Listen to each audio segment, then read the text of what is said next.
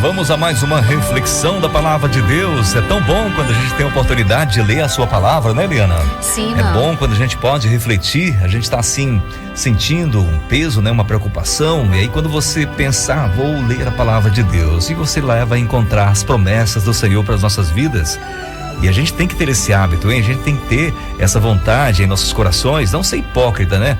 Tem pessoas que se sente bem quando vai assistir um filme, assistir algumas coisas. Sim, é bom ter algum entretenimento, beleza, mas importante para a gente sanar as nossas preocupações, para a gente tirar da nossa mente aquela sentimento de culpa, do pecado, é quando a gente lê a palavra do Senhor e a gente vê as promessas que Ele tem para nós, o seu povo, para aqueles que decidiram andar com Jesus. E hoje nós vamos falar sobre uma parábola que Jesus contou aos seus discípulos, né? Do filho pródigo, nos dando um exemplo de como podemos restaurar quando nos sentimos para baixo, quando nós nos afastamos do Senhor por algum motivo, eu não sei. Todos nós estamos sujeitos a abandonar a nossa fé, a cair, a desviar. Mas isso não é o fim. Lembre-se que Jesus veio para nos restaurar, para nos trazer de volta ao Pai.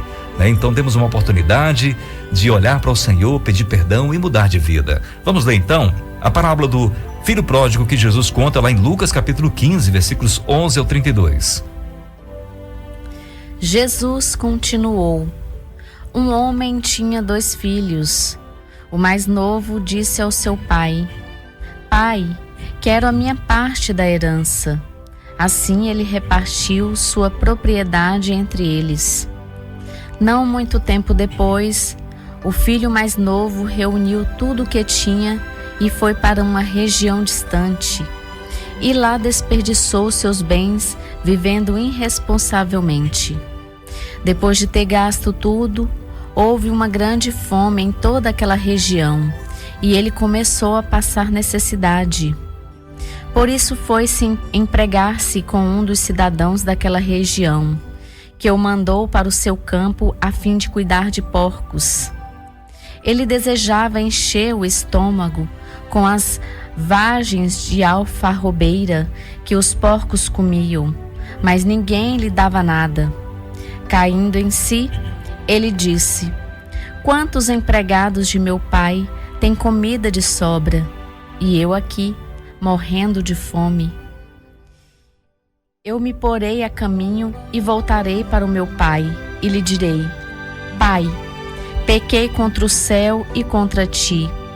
Não sou mais digno de ser chamado teu filho.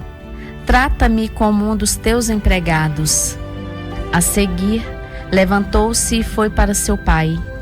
Estando ainda longe, seu pai o viu, e cheio de compaixão, correu para o seu filho, e o abraçou e beijou.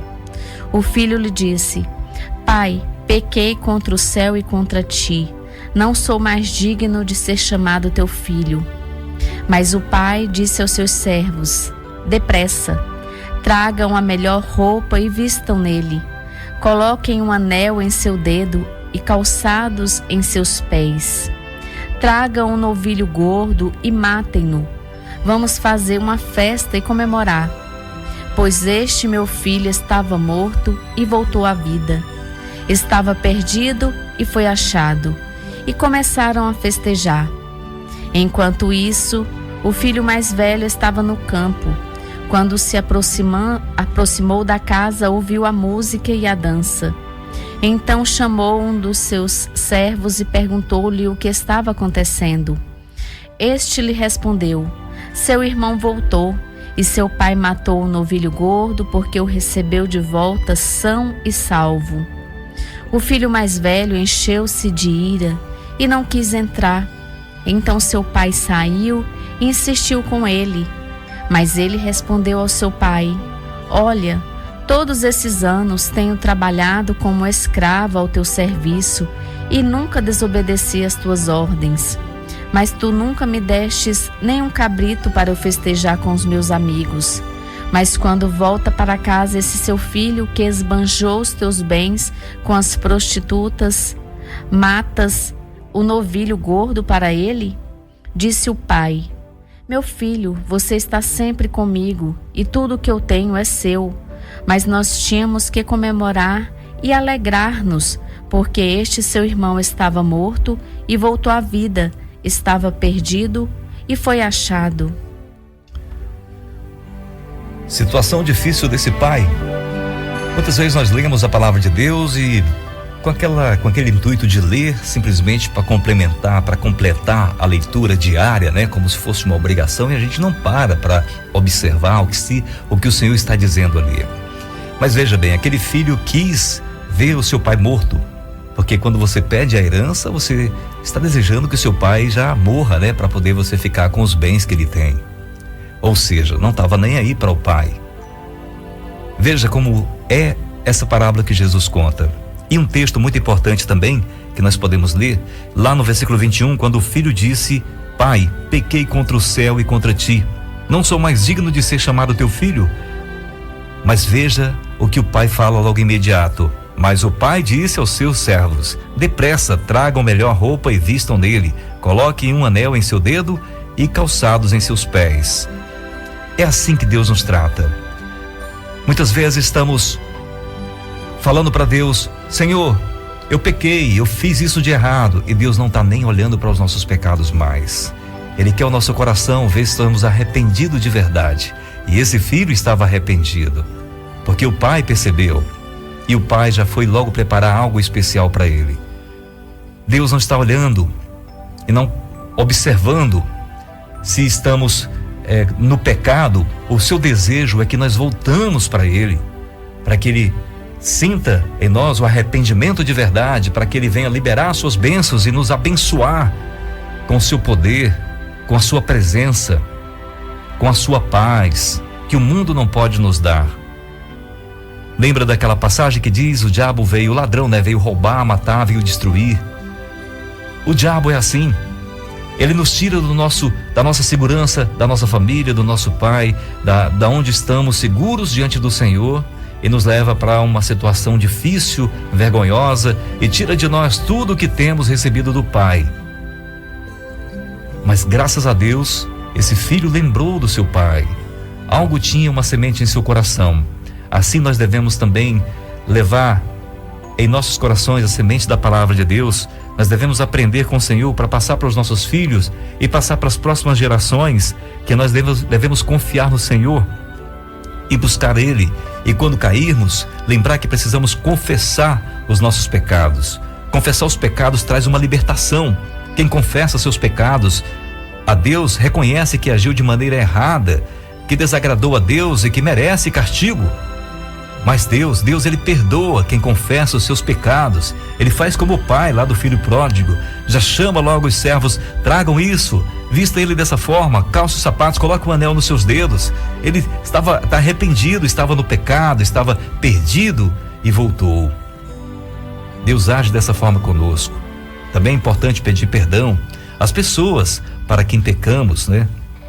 Pedir perdão quando cometemos algo que magoa as pessoas. Magoa Deus e magoa o meu próximo. Isso traz reconciliação, traz uma alegria. Em algumas situações é bom confessar os pecados para alguém de confiança, né? E falar: olha, eu pequei, fiz coisas erradas, eu preciso me reconciliar, me ajuda, ora por mim. Gente, nós não somos perfeitos, todos nós temos problemas. Eu tenho, a Eliana tem, você tem, e cada problema de um é diferente do outro.